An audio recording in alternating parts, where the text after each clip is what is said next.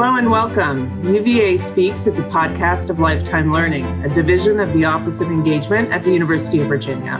Lifetime Learning brings the knowledge and expertise of UVA's faculty to the university's alumni, parents, and friends. My name is Susan Lynch, and I am the Associate Director of Lifetime Learning at the University of Virginia's Office of Engagement.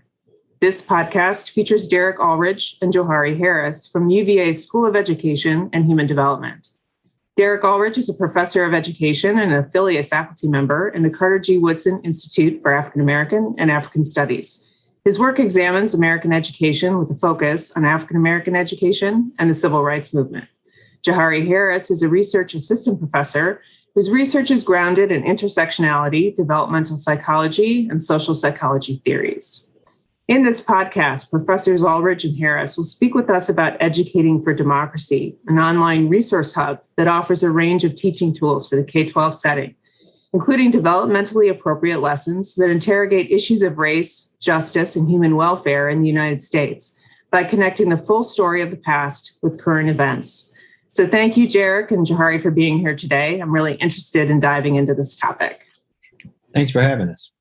Yes, we're excited to be here. Great.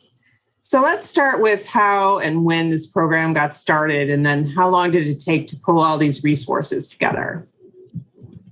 So I'll start. I would say that the events of August 11 and 12 here in Charlottesville of 2017 were pivotal events in the development of the Educating for Democracy curriculum.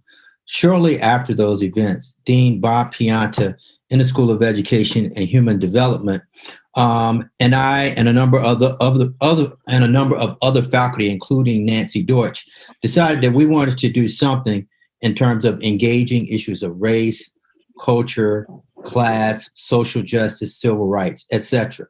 And we came up with this idea that perhaps we should develop a curriculum that would address these issues, and this curriculum would be very useful to K through 12 teachers. So shortly after that, we were blessed, so to speak, to receive a large grant from Bank of America to begin work on that.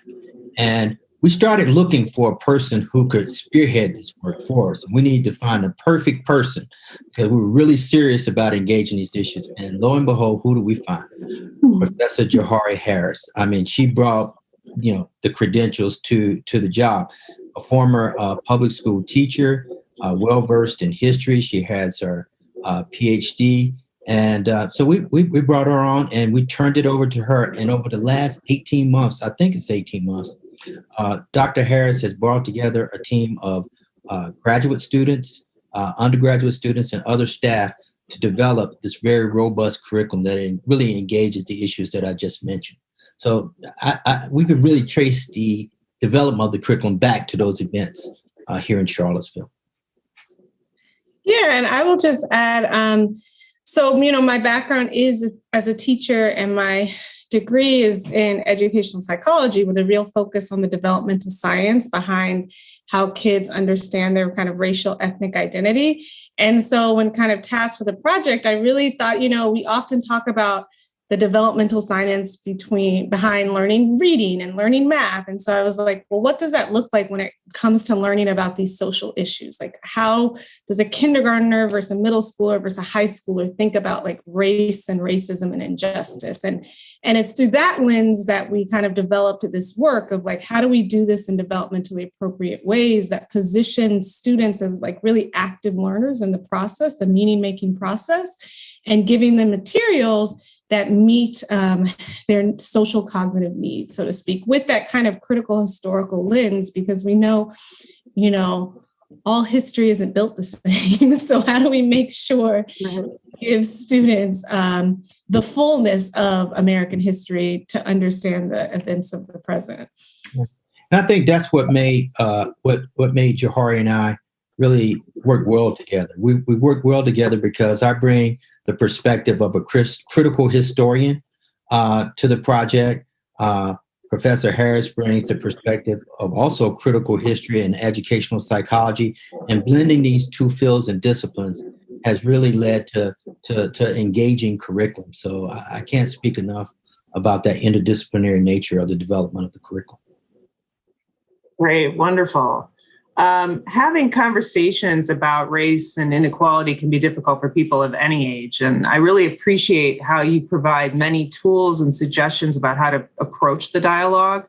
For example, there's a 9 tips for engaging in communicative discourse. Can you talk about some of those resources and the importance of laying the groundwork for those discussions within the classroom? Yeah, sure. So one of the foundational theories of this work is social cognitive domain theory. And in that, it really speaks to the different ways children and adolescents understand their kind of social knowledge. And we were particularly interested in how they reason about issues of human welfare and justice, as well as how they reason about social norms. And so within social cognitive domain theory, it kind of sets forth that the way children and adolescents develop in complexity around these thoughts is through peer-to-peer discussion. So that's like the first major things.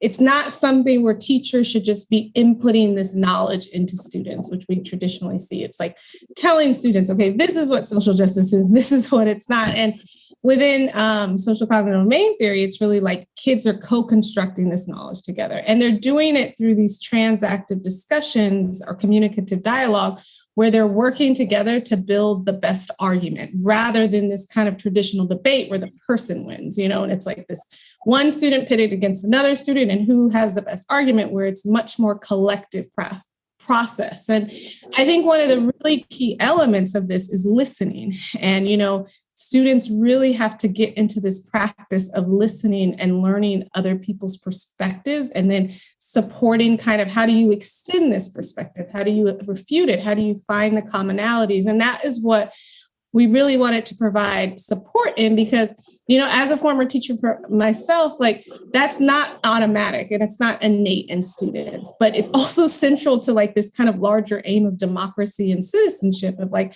how do we work collectively to build solutions to complex problems? And so that's really that, we have a whole page dedicated not just to the tips for communicative discourse, also games you could play. So at kindergarten, it looks like a telephone game because, for first graders, that's hard. Like, can you get to the right answer at the end of it? Whereas at high school, there's activities where they consider two very different perspectives about a current event. And then they must kind of work collaboratively to find the solution or what they think the best position on the issue is. So yeah, the big thing is none of this is automatic. It's something that requires practice and it's a skill building. Like it's very much a skill. And we want to make sure teachers have the tools in place to help their students build this skill, because we don't think the materials can be as effective without it.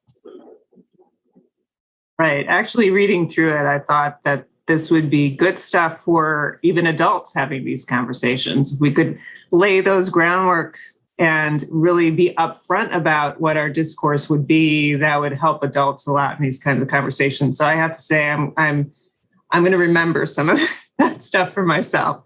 So that's great.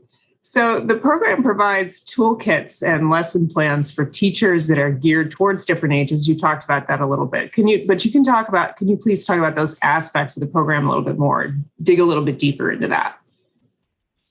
So talk about the materials for K-12 or materials for teachers? Right. Materials for K-12.